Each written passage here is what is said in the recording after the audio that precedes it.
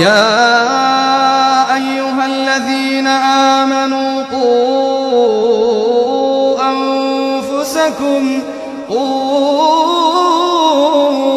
أنفسكم وأهليكم نارا وقودها الناس والحجارة. يا أيها الذين آمنوا قوا أنفسكم وأهليكم نارا وقودها الناس والحجارة عليها ملائكة غلاظ